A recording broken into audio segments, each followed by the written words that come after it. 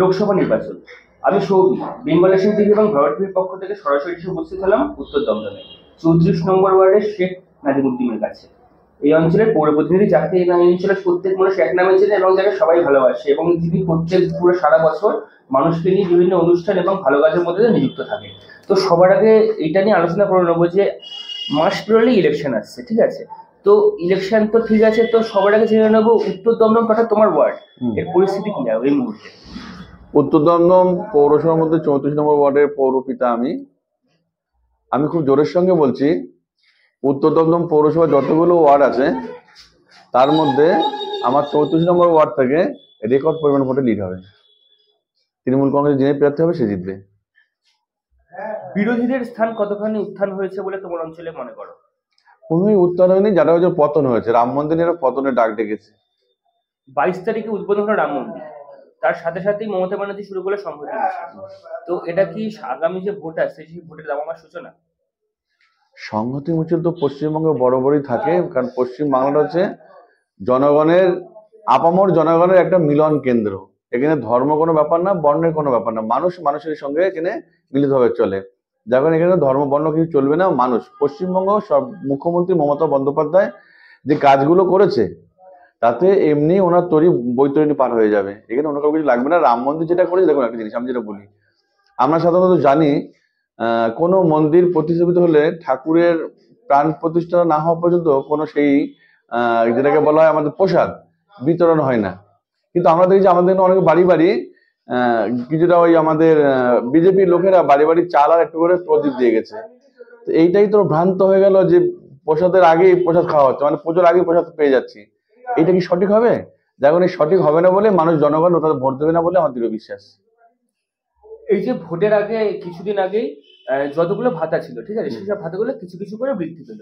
তো আপনার কি মনে হয় না যে এত ভাতা যে বৃদ্ধি পাচ্ছে, এত মানুষকে ভাতা দিচ্ছে, এর জায়গায় এই টাকাগুলো শিল্পের দিকে লাগালে বোধহয় কিছু উন্নতি হতো? মানুষকে প্রথমে বাঁচার তাগিদ দিতে হবে। যদি মানুষ বাঁচতেই না পারে, শিল্প করে খুব লাভ হবে না। এই মতো পশ্চিমবঙ্গ সরকারের মুখ্যমন্ত্রী মামাটি মানুষের নেত্রী মমতা বন্দ্যোপাধ্যায় মনে করেছে মানুষকে প্রথমে বাঁচানোর দরকার। দেখুন, তাদের একটা যেটুকু পেরেছে তিনি সহযোগিতা হাত বাড়িয়ে দিয়েছে বিভিন্ন প্রকল্পের মাধ্যম দিয়ে। আগামীতে নিশ্চয়ই শিল্প নিয়ে তিনি চিন্তা ভাবনা করছেন। শিল্প তো নিশ্চয়ই পশ্চিমবঙ্গে হবে, এটা আমাদের দৃঢ় বিশ্বাস। তোমার ওয়ার্ড অনেক বড়, তো এই অঞ্চলে প্রচুর ছাত্রছাত্রী আছে। তো মাধ্যমিক পরীক্ষা গেল আর উচ্চ মাধ্যমিক পরীক্ষা আগামী 16 তারিখ থেকে শুরু হচ্ছে, সেই ছাত্রছাত্রীর উদ্দেশ্যে কি বার্তা দেবে? প্রত্যেকেই মেধা ছাত্রছাত্রী, এটা আমার দৃঢ় বিশ্বাস। এবং তারা পরীক্ষার মধ্য দিয়ে আগামী দিনে প্রতিফলিত হবে যে কে কেমন রেজাল্ট করেছে। আশা করি প্রত্যেকে ভালো পরীক্ষা দিয়েছে, তারা প্রত্যেকে ভালোভাবে পাশ করবে। আগামী দিন বিভিন্ন স্কুলে অথবা কলেজে গিয়ে ভর্তি হবে তারা, এবং তাদের শিক্ষা জীবন আরো বড় হোক এই কামনা করবেন। টাকা মানুষের হাতে তুলে দিলেই অর্থনীতির ব্যবস্থা ফিরবে, এই চিন্তা ভাবনা মাননীয় মুখ্যমন্ত্রী মমতা বন্দ্যোপাধ্যায় আগেও কিন্তু করেছিল ভেনিস শহর, যার জন্য তার অর্থনীতি একদম জিরোতে এসে থাকে।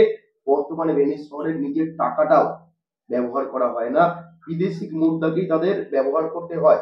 আজকে আপনিও কি মনে করেন পশ্চিমবঙ্গের হাতে বিনা কাজ করি যদি বিভিন্ন রকম ভাতা তুলে দেয় তাহলেই আমাদের দেশের অর্থনীতি ফিরে আসবে? না না, বিভিন্ন কাজের বিনা পয়সা দিচ্ছে তা না। দেখুন, সবসময় এটা বার্ধক্য ভাতা, বিধবা ভাতা একটা বয়সের মধ্য দিয়ে মানুষ পেত। তার মধ্যে লক্ষ্মী ভান্ডার। বাস্তব কথা বলতে হলে পশ্চিমবঙ্গের মহিলারা কি ভারতবর্ষের মহিলারা সবসময় স্বামীর পকেট মারার দিকে ব্যস্ত থাকতো। এখন মমতা বন্দ্যোপাধ্যায় সেটা তো সুবিধা করে দিয়ে স্বামীর পকেট মারতে হচ্ছে না। তার যাই হোক একটা নিজের প্রশাসনিক সামগ্রী যা হোক কিনতে হোক পাচ্ছে, তো সেই পয়সা দিয়ে। এর চেয়ে আর কি চায় মেয়েরা? এটা তাদের পক্ষে উন্নয়ন। এবং যেটা আপনি বললেন কি যে অর্থনৈতিক এটার উপর ভরসা করবে না, অর্থনৈতিক পরিকাঠামোর জন্য সেই যার তথ্য সেগুলো পশ্চিমবঙ্গের মুখ্যমন্ত্রী দেখছে। এতে খুব একটা অভিযোগ কিংবা এই নিয়ে কোনো ভোটের যে হবে খারাপ হবে এমন কোনো পরিস্থিতি পশ্চিমবঙ্গে আসেনি। বেকাররা চাকরি পাচ্ছে না, দেশে শিল্প আসছে না, কন্টিনিউ দেখা যাচ্ছে ওয়েস্ট বেঙ্গলে ধারের বোঝা বেড়ে চলেছে, একগুচ্ছ প্রকল্প কন্টিনিউ হয়ে চলেছে, যার মধ্যে গরিব বড় লোকের কোনো ভেদাভেদ নেই। এই হাজার হাজার টাকা মানুষের হাতে তুলিয়ে দেওয়া হচ্ছে, মানুষকে বিলি করা হচ্ছে, তাদের শিল্প না দিয়ে হীরক রাজ্য প্রতিষ্ঠিত করা হচ্ছে। তার কারণ সবাই মনে করছে ভোট দিলেই আমরা একাধিক ভাতা পাবো। মনে হচ্ছে না এটা নৈতিক অধঃপতনের দিকে যাচ্ছে পশ্চিমবঙ্গ? এই সঙ্গে আমি সহমত পোষণ করলাম না। এই জন্যই যারা টাকাগুলো পাচ্ছে তারা কোনো না কোনো কাজের সঙ্গে যুক্ত রয়েছে। মৎস্যজীবীরা পাচ্ছে, যেভাবে নতুন ঘোষণা করেছে বছরে 2 মাস তারা কাজ করতে পারে না, সেই সময় গঙ্গায় মাছ ধরা বানা থাকে, এই সময়টা ওদের পাশে দাঁড়াবে কে? সেই কারণে তাদের পাশে দাঁড়িয়েছেন। বাধ্যগত বিধবা আপনাদের বললাম, যারা লক্ষ্মী ভান্ডার, তারা এই সময় আর স্বামীর অতটা, অনেক সময় তাদের মাসের শেষে স্বামীর পকেটে পয়সা নেই বলে বাচ্চাদের মাইনে দিতে পারে না, কি কোনো একটা জিনিস কিনে দিতে পারছে না, এটা তাদের পক্ষে সুবিধা হয়েছে। আর অন্য যেগুলো প্রকল্পের মাধ্যমে কাজ হচ্ছে, যেমন কোনো মেয়ে হয়তো দেখা গেলো আর্থিক অনাটনের জন্য বিয়ে হচ্ছে না, আর 2 দিন পরে কারো হাত ধরে চলে গেল, বাবা মা তাই নিয়ে নিজের মধ্যে একটা প্যানিক তৈরি হয়ে গেল, সেই জায়গায় এখন টাকা দিচ্ছে, তার মেয়ে সুস্বাস্থ্যভাবে মানে সুন্দরভাবে বিয়ে হচ্ছে, ভালো পাত্রের সঙ্গে পাত্র করছে, তাদের যা উপরে উপর দিতে কি দিতে পারছে, এটা তো পাত্র পাত্রের পক্ষে উভয় ভালো বলে আমি মনে করি। এই বিভিন্ন কাজের মধ্যে দিয়ে পশ্চিমবঙ্গ সরকার আগাচ্ছে, এতে অন্য কোনো দল এখানে এলেও খুব কিছু করতে পারবে বলে আমার মনে হয় না। অন্য দল এলে কিছু করতে পারবে বলে মনে হয় না। ঠিক এই জায়গা থেকে নেক্সট প্রশ্ন, যখন রাম মন্দির প্রতিষ্ঠা হলো, রাম কোনোভাবেই গালাগালি নয়, রাম মানে কোনোভাবেই সেটা বাইরের ভিন গ্রহের কোনো দেবতা নয়, রাম হিন্দু ধর্মেরই দেবতা। সেই মন্দির প্রতিষ্ঠাতাকে সম্মান না জানিয়ে কেন সেদিনই সংহতির মিছিল করা হলো, কেন প্রতিবাদ জানানো হলো রাম আমাদের ভগবান নয়? ঠিক এই মতটাই কি এলো না মাননীয় মুখ্যমন্ত্রী মমতা বন্দ্যোপাধ্যায়ের কাছে? আপনার সঙ্গে আমি সহমত পোষণ করছি না। রাম আমাদের ভগবান না, রাম একজন মহাপুরুষ। তিনি পৃথিবীতে আবির্ভাব হয়েছে মানুষের কল্যাণ করার জন্য। কিন্তু সত্যি যদি রাম তিনি তার কাছে সম্পূর্ণ করতো, তা নিশ্চয়ই সীতাকে পাতালে নেমে যেতে হতো না। রাম প্রথম যখন তার সীতাকে তার নিজের সহধর্মীকে ঠিকভাবে রাখতে পারলো না, তা তার এক করে আমার কাজ আসবে? যদি এটা তো অনেকে আমার কথাটা শুনে তারা মনে প্রাণে আঘাত হবে, কিন্তু আঘাত ব্যাপারটা বুঝতে হবে, বুঝে মনে বললে সবটা ঠিক হবে। রাম মন্দির ভারতবর্ষে হোক, প্রচুর মানুষ মন্দিরে পুরোহিতরা বেকার হয়ে যাচ্ছে, মন্দিরের মাধ্যমে অন্তত ভিক্ষাবৃত্তি না করে কিছু উপার্জন করতে পারবে, তো সেটা ভারতবর্ষের প্রধানমন্ত্রী করছে খুব ভালো। কিন্তু তার সঙ্গে ভারতবর্ষে, যেটা আপনি একটু আগে বললেন, ভারতবর্ষের প্রধানমন্ত্রী তো উচিত তো এই হাজার হাজার কোটি টাকা মন্দিরের পিছনে নষ্ট না করে সেখানে তো শিল্প করতে পারতেন, তাতে ভারতবর্ষের উন্নত হতো। সেটা করলেন কোথায়? রাম মন্দির সরকারি পয়সায় প্রতিষ্ঠিত হয়নি, সম্পূর্ণটা ট্রাস্টের পয়সায় রাম মন্দির প্রতিষ্ঠিত হয়েছে। যে কোনো ট্রাস্টের হিসাব সরকারের রাখার কোনো অধিকার নেই, এখনো পর্যন্ত ভারতীয় আইন সেই কথা বলছে। তো এখানে নরেন্দ্র মোদী দোষ। তাহলে নরেন্দ্র মোদী সেখানে উদ্বোধন করতে গেলেন কি, কোনো পুরোহিত দিয়ে উদ্বোধন না করিয়ে? এটাই তার দোষ বলে মনে করি।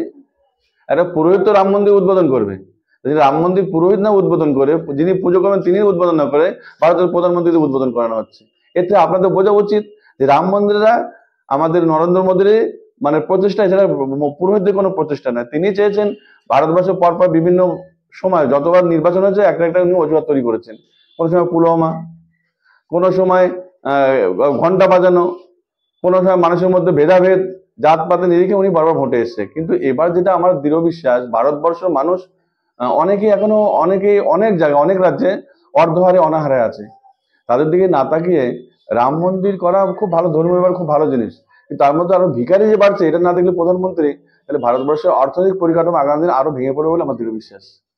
একটা সময় তৃণমূলের যখন জোয়ার ছিল, দেখা গেছিল বিভিন্ন ফ্রি মার্টেস দেব, নুসরাত, মিমি কন্টিনিউ জয়েন করেছিলেন, তারা দায়িত্ব নিয়েছিলেন। এত বছর লড়াই করার পরে যে মুহূর্তে দেব ঘোষণা করলো তৃণমূলে থাকবে না, যদিও পরবর্তীকালে তিনি তৃণমূলে রয়েছেন, মিমি নুসরাত কিন্তু একের পর এক বলছে আমরা তৃণমূল ছেড়ে চলে যাব, আমরা তৃণমূলকে টাইম দিতে পারছি না। কি মনে হয় এই জায়গাটা কতটা ভোট ব্যাংকে প্রভাব পড়বে?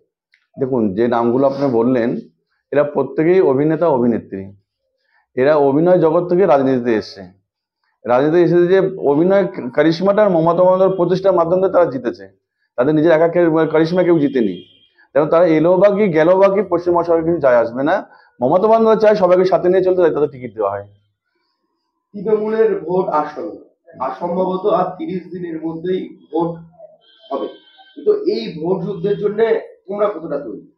আমরা একদম ফরফ্রন্টে আছি, নির্বাচনের দিন ঘোষণা হলে আমরা ফরফ্রন্টে নেমে পড়বো, জনগণ দেখে দেবো সেই সময় উত্তরদন্দ পৌরসভা 34 নম্বর ওয়ার্ড কেমন করে লিড দিতে পারে, সময়ের অপেক্ষা শুধু। একটা দল বলছে রাম, একটা দল বলছে বাম, একটা দল বলছে তৃণমূল।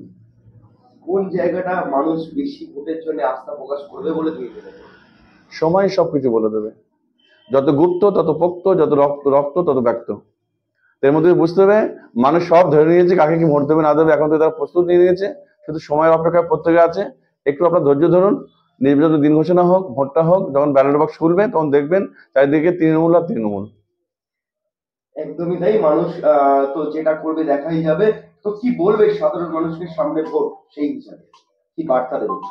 সাধারণ মানুষ যে উপকৃত হয়েছে পশ্চিমবাংলার ক্ষেত্রে বিভিন্ন দিক দিয়ে, তাদের সব মানুষই তৃণমূলের পক্ষে ভোট দেবে এবং তাদের প্রত্যেকে আমি আমার শ্রদ্ধা, ভালোবাসা এবং সিনাসিস তাদের প্রতি দিচ্ছি যে তারা তাদের সঠিক সিদ্ধান্ত নিয়ে আগামী নির্বাচনে সঠিক জায়গায় ভোট দেবে, এই আশা করছি।